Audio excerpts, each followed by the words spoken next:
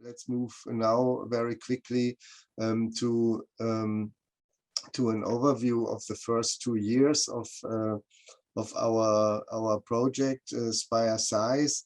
And I would like to ask the speakers to be brief as possible. And we will start, we will have an overview about the current state and future developments of industrial symbiosis and energy efficiency, the industry skills needs, and vocational education and training. Is this foreseen to have a short impression presented by the work package leaders of these elements of the blueprint, and then we will divide into breakout sessions where we could discuss, where you could discuss the topics much more in depth. So I think we should start with Valentina Colla. I think she's the first one. Maybe next slide. Yes, good. Adrian, next slide, please. Let me just introduce you a bit. Valentina Colla is a technical research manager at the Scuola Superiore Sant'Anna in Pisa. She leads a research group focused on modeling, simulation, code, process control, etc. And she's very experienced in European projects, more than 40 projects already. So the floor is yours, Valentina, and try to be as brief as possible. Okay, good morning to everybody, and thanks to Tony for this nice introduction. So the task or part of the work which was developed in the work package 2 of our project was to assess the current state and future outlook of the industrial symbiosis and energy efficiency in the process industry, which includes also the transaction of energy and material flows. We developed an analysis of the most updated developments, research results, and new techniques on the basis of the most important circular economy transformation levers. And we analyzed a lot of research projects as well as technological market trends. So now we are working on the third objectives, that's the development of a future scenario describing the process industry operation, how the process industry will evolve in the next 5 to 10 years. Including the main categories of technological developments and associating it with the skills that are required to pursue such technological developments. Next slide, please. So how we went, which is the methodological approach we pursued to do this. We developed an analysis of the current state of the implementation of both industrial symbiosis and energy efficiency in the European process industry by analyzing the results of concluded and ongoing EU-funded project, but also the scientific literature, official documents, public documents related to each sector. And we try to analyze also the effect of industrial symbiosis and energy efficiency of the workforce. And to this aim, we pursued a survey. This survey provide the basis, provide the information not only on the current state of industrial symbiosis and energy efficiency, and also the perception of these two concepts in process industries. Next slide, please. So what we will do what are we doing now or we will do in the next month.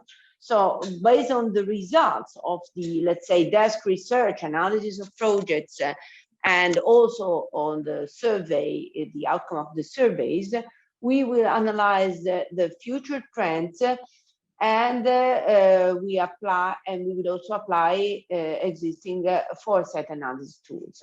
And this is also aimed at defining a future scenario for process industry operations, as stated, in the next 5 to 10 years in all the sectors that are relevant for Spire.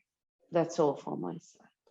Yes, thank you, Valentina. If you are interested in this topic, and I think Valentina and her colleagues will present some results also from a survey perspective in the breakout session, please join this session. The next one is Félix Bayón from Sidenor, and there he is a steering product manager there, and working in the fields of research and development and innovation projects, also in projects on European level, and is engaged in different professional associations and clusters as well. So I think Felix or Irina, I don't know who's taking the floor. Yes, I will comment with you the presentation. Well, as you mentioned, we are working in the Spire-Sais project, mainly for the skill industries requirement. The objectives that we have is to identify the skills, the knowledge, and the experience required to adopt energy efficiency and industrial symbiosis in our daily work, and include the skills, knowledge, and experience gaps in terms of industrial symbiosis and energy efficiency in the training programs and recruitment processes. Next, our methodology, we have started up to now. We have started with the literature review. We have analyzed the facts and figures of all the sectors, different sectors of Spire-Sais. We have defined for these Spire-Sais, Spire sectors, the flow charts with the job profiles that are related with energy efficiency and industrial symbiosis. With that, we have made the justification of the selection of the job profiles, the validation assessment. Finally, we have defined a job profile matrix, and also the skills classification. Next. As a result of what I mentioned, we are now working in a cross-sectoral generic job profiles that is split in two levels, the management level and the operational level, and with the main representative areas, production areas and functional areas, and with the main representative job profiles covering the spectrum of job profiles that are related with industrial symbiosis and energy efficiency. And we have also, next one, we have also designed the skills that will be assigned to the job profiles in the field of the management and operational area that are related with technological individual personal skills, and also in the area of the management that are mainly related with regulatory and business-related skills. In the area of management and operator, you can see the technological skills are related with the industrial symbiosis and energy efficiency.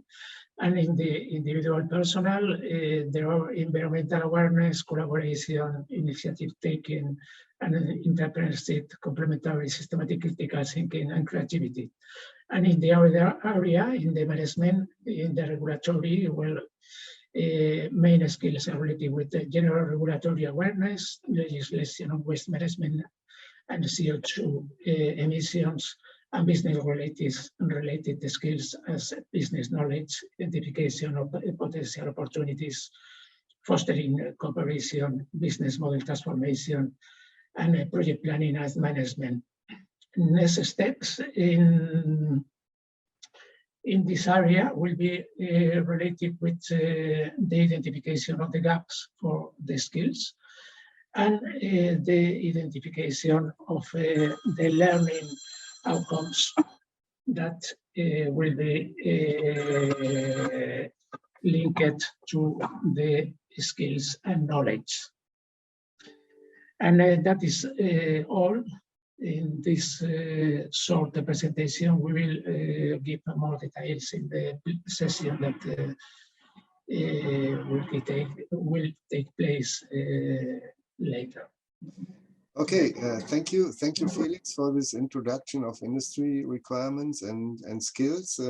Let's move quickly now to the third part, which is the vet system support, represented by Simonas Gaušas. He is a researcher and manager at Visionary Analytics, focusing on education policy, and he has worked for the European Parliament, the European Commission, and different DGs. As well as working very much on in the last time on self-assessment tools, on skills management practices in SMEs. Simonas, please. Hello, everybody. I'll have only one slide, which is short, just to minimize the delay and not to overload the information. More information to follow in our parallel session. So work package 4 is on that, vocational education and training. The system of vocational education and training and its support for the energy-intensive industries, Spire sectors. And there we focus on formal education and training, meaning the education and training delivered and recognized, which leads to recognized results at the official level. And in the our work package, we focus on two questions. So from one side, we focus on what industrial symbiosis energy efficiency skills are provided in formal that. We are exploring this question in terms of qualifications at the more general level and in terms of programs at a lower level. And then the next question, and also very important one, is how the relevant skills are provided in formal vocational education and training. And this can relate to a number of issues. So it can relate to the training content, models being created or not, to the infrastructure, to the training methods, to the training materials and other aspects. So this how question is also very much important, so that ed providers learn from each other. So we also explore how is the current situation, how in relation to how the skills are provided. And we do that focusing on 5 countries: Germany, Spain, Italy, Poland, and Portugal, as you see in the slide. These are our target countries, so to say, where we focus our research activities. Research activities basically carried out in two main groups of methods. So one group is desk research of different sources, and the other group is the field work, mostly interviews and surveys in that sense, were carried out or to be carried out. And results so far, we produced comprehensive national overviews, and we made them succinct, short, and they focus on that provision, on the current situation of that provision for relevant skills. And mainly they focus on 3 essential aspects. So how industrial symbiosis energy efficiency skills are mentioned and to what extent they are fostered at national policy level, to what extent they are delivered and what are the barriers to the delivery at the national level. And the next step this year and the next year, we will go more in depth in the countries, meaning we will select schools, we will select programs for the selected cross-sectoral job profile, and we'll go and analyze in depth what is, answer the questions of what and how for the very, at a very detailed level. So more on the results in the parallel session, which I think Antonius will announce shortly.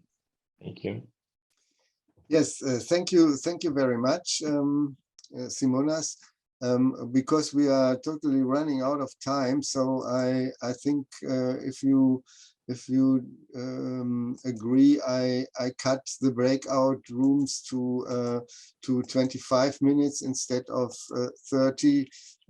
Hope for your understanding.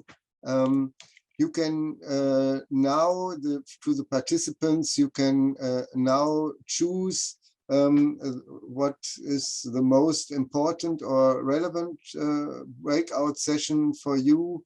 I will now start to do this, so you can choose the different rooms. If you go scroll down on the bottom, you will see the different rooms, and you could join them.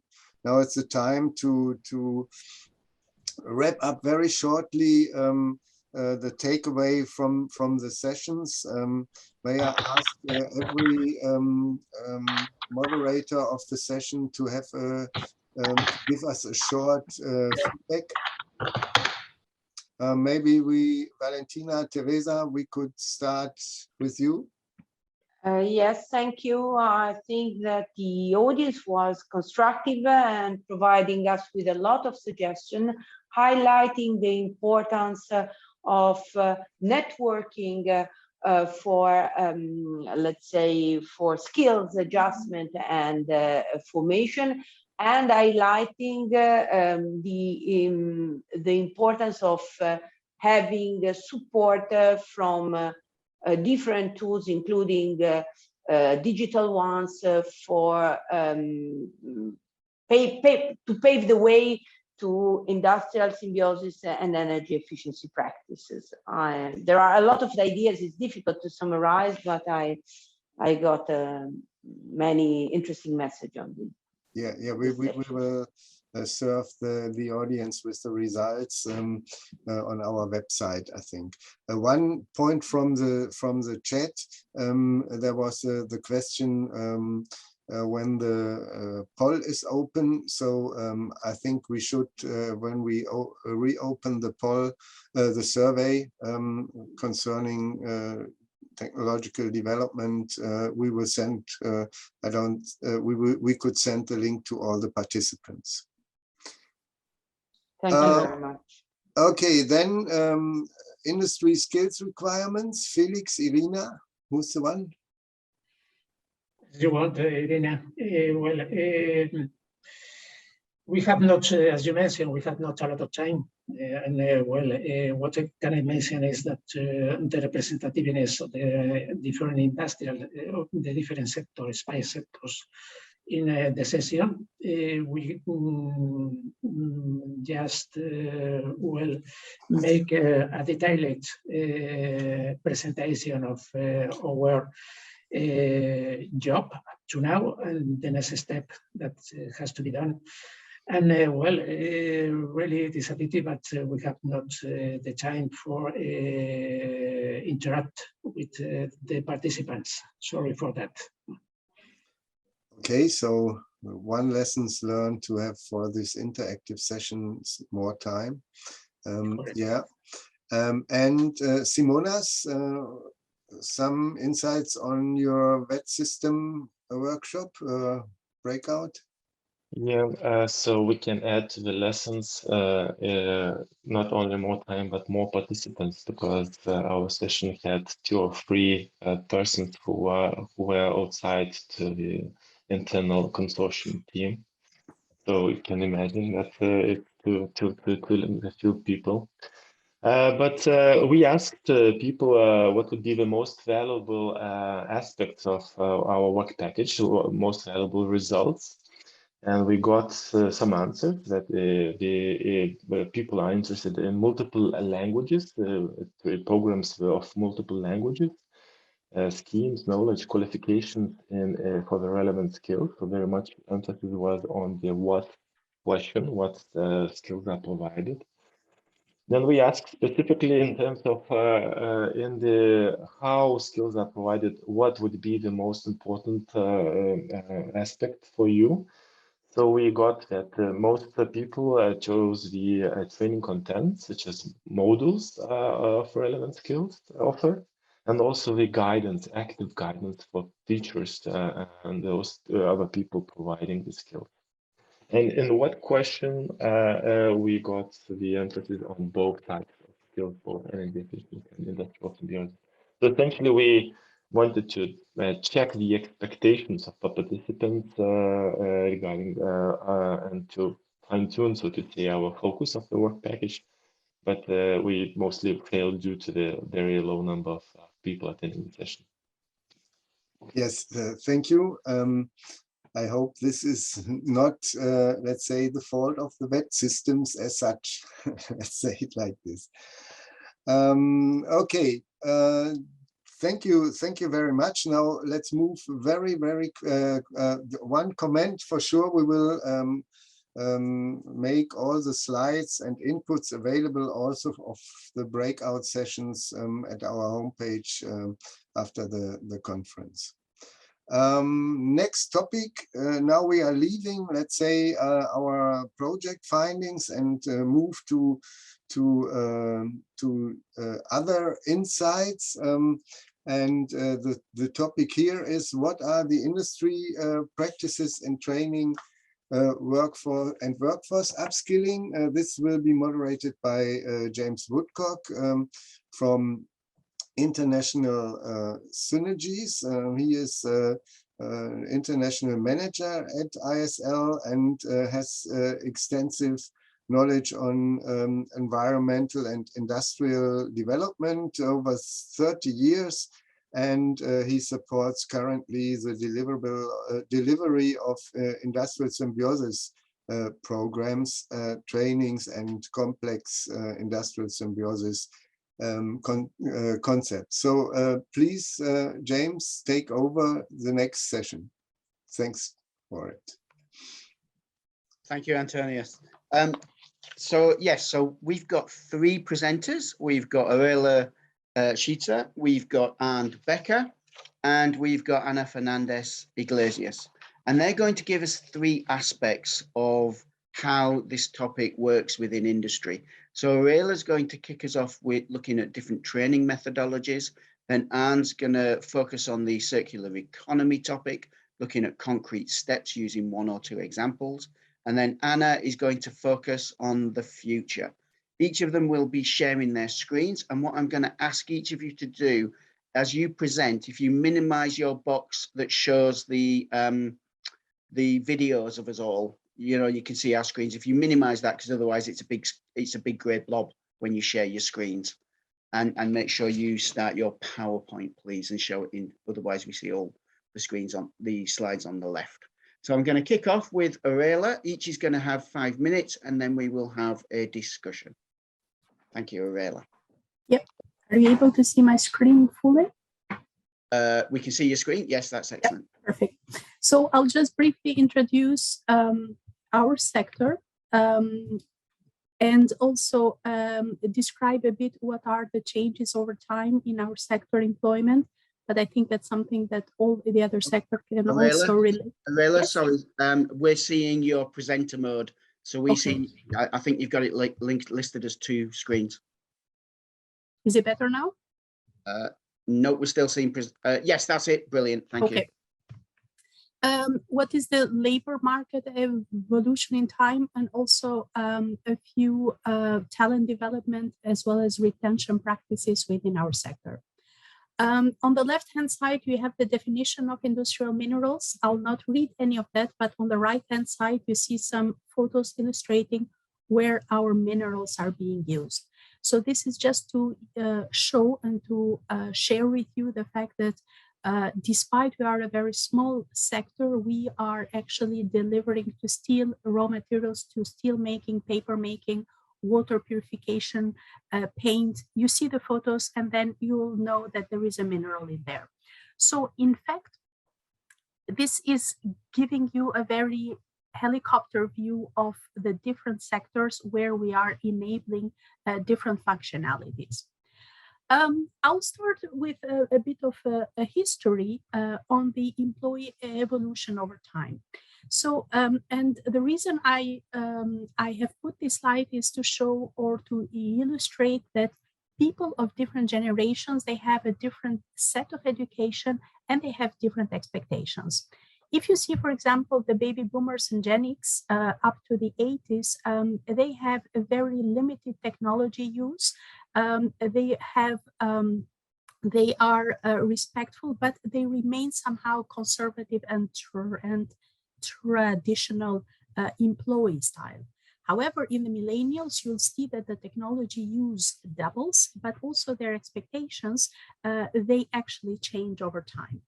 And this is just to illustrate you a bit how the education has actually changed between before 80s and after 80s. So before 80s, you were getting education nearby home. You had a job which was for life.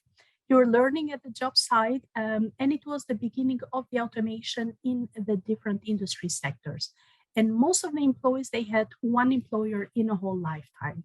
However, starting from the 80s, the education was getting longer in time, but it was, you start nearby home, but you also combine it with abroad studies.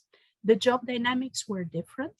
You are not only educated from the university and training, but you also get training on the job site. It is the beginning of a digitalization age, and most employees will change multiple jobs or multiple sectors. And this kind of dynamic within the European Union or also in a global perspective is also related to the European Union, the ease way of moving from one country to another one. However, there is a very key criteria is the job profile description. If before companies were looking for one engineer, right now you have an engineer that need to look or need to make links to different other job profiles within the same company. So this explains a bit why this dynamics has been shaping a bit the way things were moving. Within the SSSA project, what we developed was a generic mineral company organigram, where we realized that although geology is the primary heart of the mineral companies, the job related to the raw material extraction, they remain extremely limited. And this value between 2 and 5% is mainly related to large to medium-sized companies. From always engineers, R&D, product development, they are really at the heart of the operations. However, over time, there is a need to understand what are the hotspots of extraction, of processing, the waste management, energy management, CO2. And there you will also see a bit how this new hotspot identification has also shaped the development of well-defined job profiles that are dealing with waste, with CO2. 10 years ago, no one was speaking about a circular economy manager. And right now there is most part of the company, they have a circular economy project manager. What we also identified in the SSSA project is that right now in the existing organigram of different companies, there is no industrial symbiosis manager or engineer. And within the cross-sectoral blueprint, we highlighted some opportunities where we can create linkages from the company to other sectors. There are 3 pillars that within our sectors have been developed in order to develop the talent, but also to retain talent within the companies. The first one is the education, where companies together with schools and universities build and develop common projects.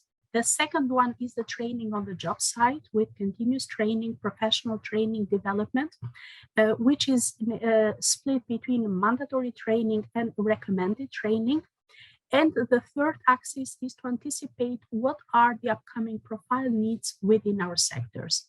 And this initially starts at the company level, and then we move in another layer, which is cross-sectoral challenges. And this kind of European projects also create these linkages with other sectors where you can see where are the common synergies. So this is briefly what I wanted to share with you. And without further delay and in respect of time, I'll pass the floor to the next speaker. Thank you, Aurela. And I realize I'm derelict in my duties in that I didn't actually introduce you. So I apologize for that. But briefly, no problem. Aurela, for the audience, Aurela holds a PhD in geology and has been working in the IMA, the Industrial Materials Association of Europe, since 2011. And she oversees and coordinates policy developments and coordinates the advocacy for IMA Europe. There's a lot more there. So for instance, she's the vice president and member of the board of Spire, PPP. And she's a Sherpa in European Innovation Partnership in raw materials. So there's a lot there. Our next speaker is Arnd Becker, who's the head of learning and training at Covestro, Deutschland. And in this position, he's responsible for the global organization of learning and training activities at Covestro. He's currently the focus is on the flexible and sustainable design of the learning and training opportunities to support the transformation within Covestro. So I'll hand the floor now to you, Arnd, and you've got 5 minutes. I'll give you a 1 minute reminder. Okay, thank you very much, James. Hope you see my screen, can understand me quite correctly. As James introduced, I like to give you some insight about how we deal with all those topics and in general with people development within Covestro. There I like to highlight firstly a little bit what is Covestro about, secondly where we get the backing from, third to show you general elements, how we identify upskilling and generate possible learning training opportunities, not only in the 10% area as well, involving the 20 and 70% to transfer really into the workforce to make it sustainable. And last but not least, I will show you one example out of last year when we started with all the trainings around circular economy, where for us is the umbrella from industrial symbiosis and energy efficiency. Let us start with Covestro. Shortly, that are the figures. Sorry. That are the figures out of 2020. Current figures are published yesterday. So only that you're aware about, we are at the moment a little bit more than 65,000 or 60,500 employees. We are approximately 18,000 employees. Global oriented, mainly in the three regions, APEC, US, EMEA, and produce a lot of plastics, coatings, floatings, so to support ingredients for automotive and other industries. And as well as Aurela showed in their pictures, I saw a lot of products from us, what is then colored by minerals and could found on the market. So main key point, and that is highlighted here, and that is related to the topic, we have tons of people involved in innovative processes. So we have more than 1,200 people who are involving in research and in all what is playing a game for the future, so that we have a good home base after the spin-off of BAG in 2015. And steered the transformation from biomaterial science to Covestro in the last, I would say, 6 years. What is the backing? We have a cool backing in our company, and I like that very much, that we announced a new strategy to come to a fully circular company with ambitious targets. And right before we had a meeting together with our board members, so that is announced that we like to be fully carbon dioxide neutral in the year of 2035. What's not far away? That's really ambitious target. When you compare that with a target from our competitors, then we are minimum 5 to 15 years ahead of them. With that, what we have in mind. And that's a huge backing to say, okay, we have to have the global challenges call for fundamental rethinking of our approaches. And that is exactly what is our value. Question the status quo, make it better, move into a new future, and have the circular economy as a really guiding principle. What that means is, for me, a little bit broader, is to dig into a topic, how to stop waste and so on and so forth. You need a lot more of skills in a company to make sure that you have that overarching transformation happen. And therefore, quite important are 3 elements, in my opinion. I put it as an example in the pick list here in. On the one hand, we have a huge transformation discussion and a structured transformation enablement team and program, where we identified, beside from sustainable circular economy, as well other disciplines, because leadership and culture has a huge impact to bring those things into a company, as well innovation to implement and to find new ideas, and then put it into the right direction, how to deal with customer, how digitalization can support us, how to run our production plants safely, to be sure that the environment is really saved in a well form, and how then we develop all those programs out of out of those thinking. So that is exactly what meant is that we put all those ideas into our training catalog to make sure that all the things are well done, performed by our employees, and all disciplines are really well balanced.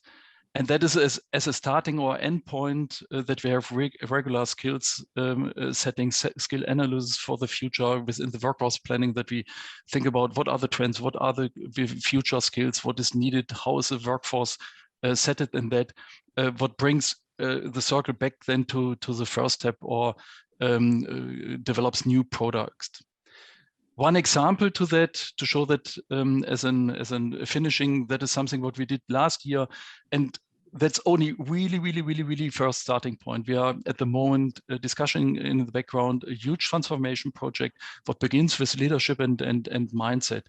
Like to set up a global circular economy academy, then go along to the all business entities, put that along a restructuring from the company, make sure that all the people development instruments might be aligned to all those things, that we help managers, help people to deal with ambiguity in the future, create a mindset and an innovation surrounding that we can proceed in the future. And that is exactly what we think circular economy key to climate neutrality and resource protection, and we need to realize it together. It's not one alone. We all need together to work on that topic to make sure that we get a sustainable and a good future approach in that sense. Hand over to the next one, please. Thank you, Arnd. That's brilliant. Thank you so much. Our final speaker is Ana Fernandez Iglesias, and she is the Director of Sustainable Mining Portfolio for ArcelorMittal Global. She's a chemical engineer and specialized in environment, and has a PhD in the field of mineral waste disposal strategies. And she joined ArcelorMittal in 2008, where she led different projects focused on steel, water treatment, mine tailings management, and circular economy. She's currently the Director of Sustainable Mining Portfolio, managing R&D projects for the different mines of the global located worldwide, of the group, sorry, located worldwide. So over to you, Anna. Thank you. Can you hear me and see the presentation well? We can do both, thank you. Okay, perfect, thank you.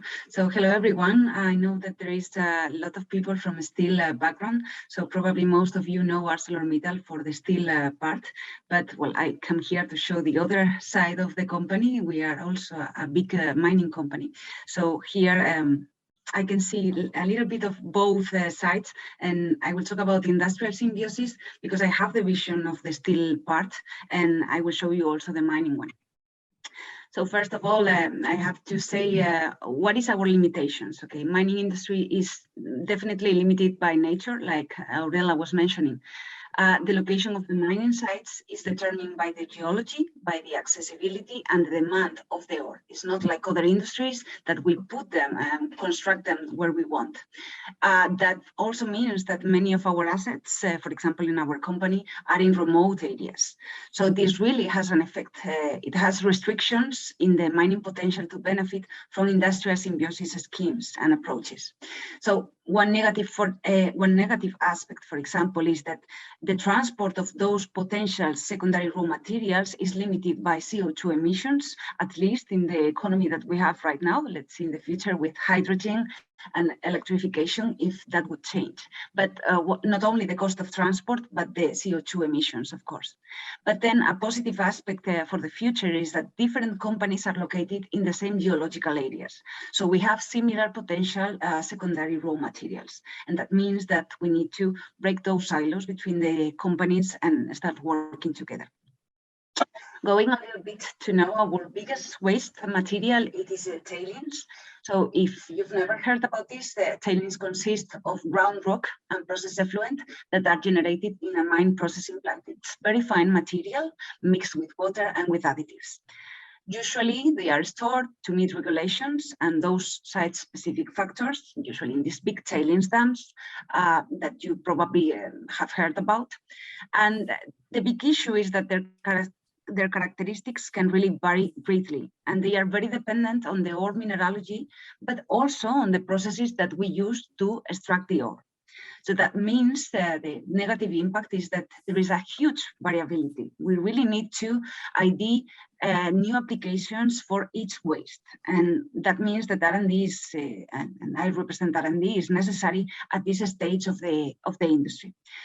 But that also means that we have a high potential in specific markets if we are able to achieve those industrial symbiosis schemes with the proximity markets. Okay.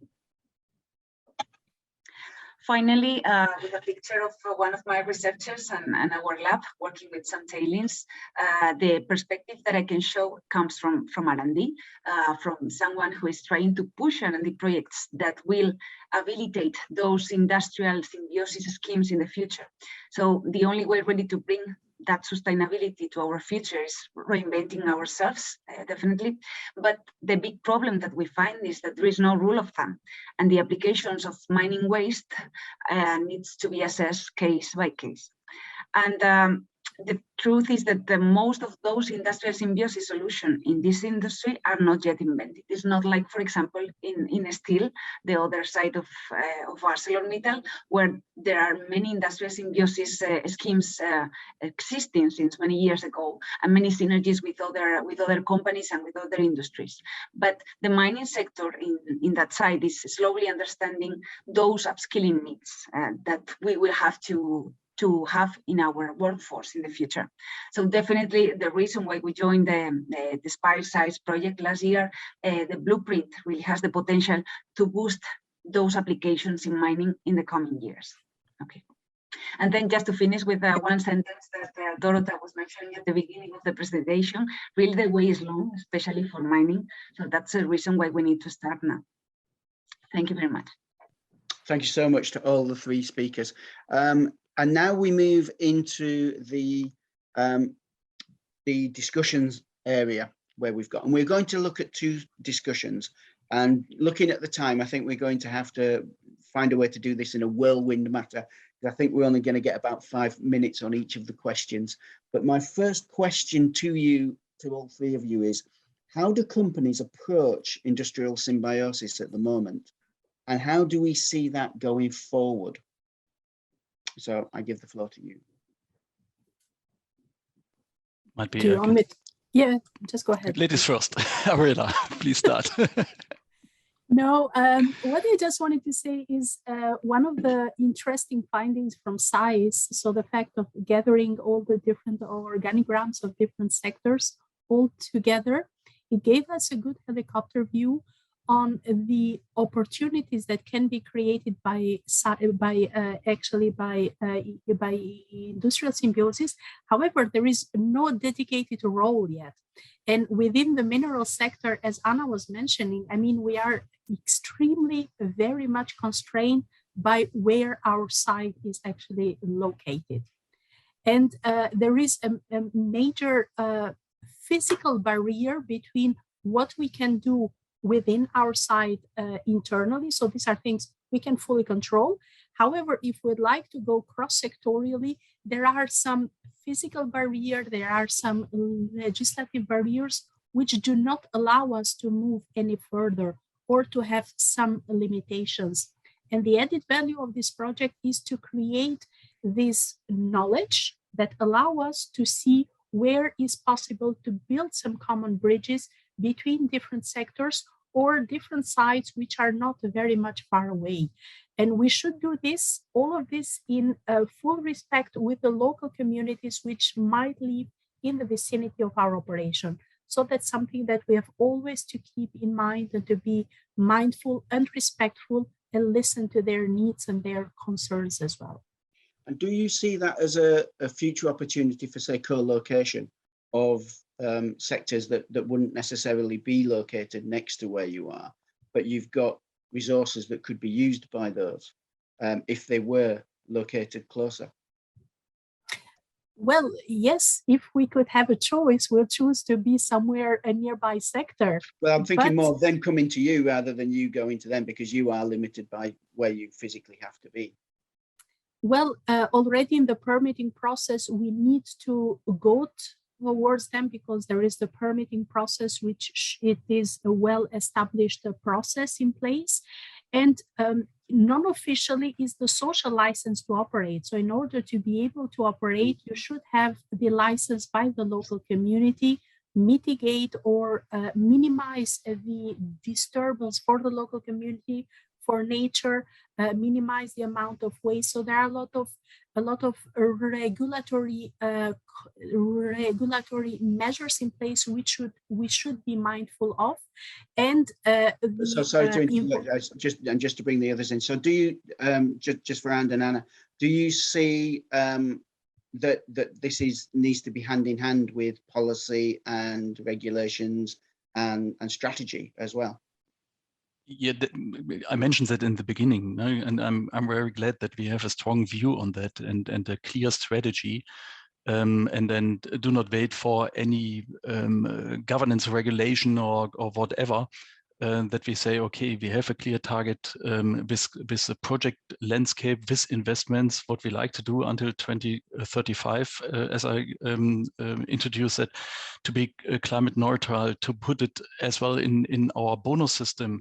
So to reach those targets, because when you are not proceeding in that way and not going in that, try to be independent from oil and gas, and we see that with that crisis at the moment, then from my point of view, that's not sustainable for the future. And as well, under the umbrella of ESG, and what kind of social responsibility companies like we have, that a piece of plastic is not ending in an ocean at the end. That's quite a huge topic and must be a top priority. Anna, I'd like to bring you in now. So your thoughts, please. Yeah, I can give the vision, for example, of an industry really that has much more waste than what we produce.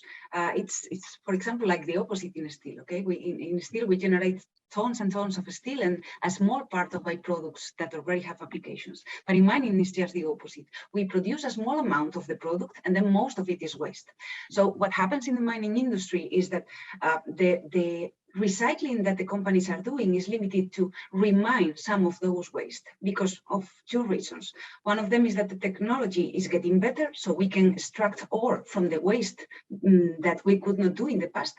And then the other reason is that some of our waste landfills are richer than some mines. So that means that the own companies somehow, some of them are remining their waste, but the industrial symbiosis is not pushed even by the regulations because it's not in the mindset of most producers.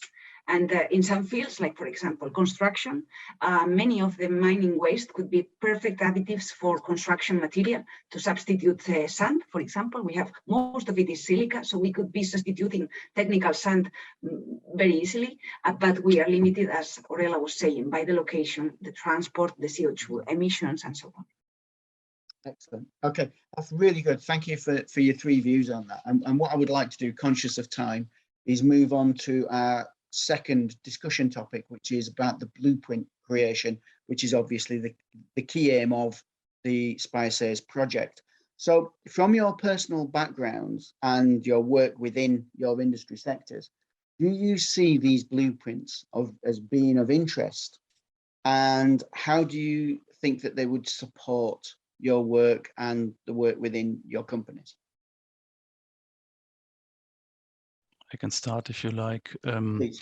As I mentioned, with workforce planning, that's quite important. What we are doing is to restructure our workforce planning as well with a look into the future. So on the one hand, there are quite cool trends from the chemical industry, but as well those blueprints gives a good indication what is really important and to reflect and to have a benchmark for our internal stuff and to see what kind of measurements we need and tasks we need to take out of that or create projects on the one hand to upskill right in time and proactively our people, what kind of mindset we need to influence, and what might be a good hiring strategy for the future when we get in a retirement where we like to replace with different skills or different orientations.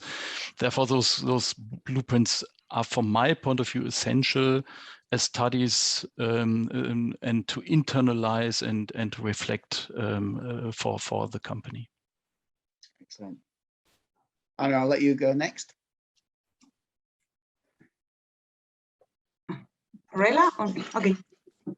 So in our case, as I say, I think of all the projects, we are one of the industries that are way behind. That's the way I see it. So it's like we're giving baby steps. We are pushing it from R&D side. So I feel very positive that this can help us build a strong, solid foundation of the skills that we will need, right? At this moment, there is no workforce in the mine that is looking at this in most of the cases, but I feel very positive that this can help us really bring it in the right way, not identify in parallel that we are identifying the technological developments, we can start thinking about the workforce that we will need to make that a reality. Yeah, just a few last thoughts about it. I think there is a trend of moving. When I started to work with IMA, they were looking for human resources, how you manage human and employees. Right now, if you see new job openings, is always managed by talent acquisition experts. And I think this is also a change in the mindset of people. You are not looking for a generalist, you are looking for someone that is going to create some added value by joining your company, is going to bring a new way of thinking. And I think the idea is also that the companies have realized that they need to adjust in order to be competitive. And this is why they are putting the focus back on the new employees and what are the new ideas they are bringing with them and the new way of thinking. And I think it's a breaking point between normal hiring and really highlighting the added value and bringing employees forward. And I think this is also showing a bit the need of thinking in a different way.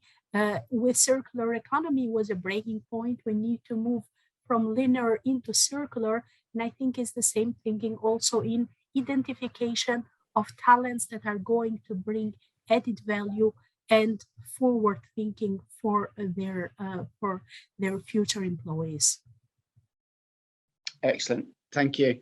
And lo and behold, we're on time, which is excellent. So excellent points by everyone there. I think as well, just to sum up, just to bring all of this as well, I think it's understanding as well where the blueprints actually fit with regards to the wider picture as well, as you've all mentioned. And as we move into this new method also understanding just how industrial symbiosis and energy efficiency doesn't have to necessarily be a company operating that on its own, learning from other companies, connecting with other companies and sharing the experience and the information that they have. I think, the basic principles of them, which is great. We have, and we've got time to answer this because we're a little bit early, believe it or not. So we've got a question in the chat that says, it concerns the legal regulations in which the industry operates. Does the current regulatory requirements create a barrier to implementing industrial symbiosis solutions? I'll start on that from my experience. So my experience is I've been developing industrial symbiosis and supporting industrial symbiosis programs across the world in over 25, 30 countries. And it is that each country has different regulations and rules. And when it comes to industrial symbiosis, it's all about looking at what can you do within those rules and regulations, and also talking to the policy, the strategy makers to say, okay, does this make sense? And can you get to where you want to be based on the rules and regulations that you have, or do you need to develop them so that companies can operate how you want them to operate with the resources that they have? So there's short, medium, and long-term goals. Short basically is about what can you do with the current regulations, and there is always something that you can do. And then moving the policies and the strategies forward to where you want to be in the longer term. And I'm now sending over to your thoughts on that subject.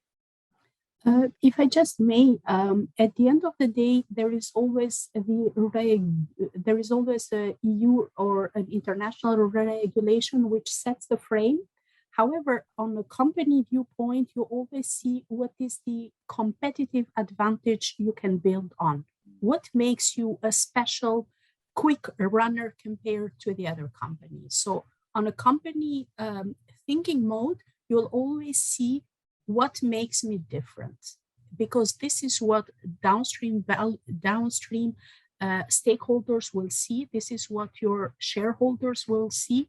What makes you special? So at the end of the day, is always, for me, a legislation is a level playing field for all companies, but companies need to build on that and find that special element that makes them a front runner, because this is where you'll make a difference.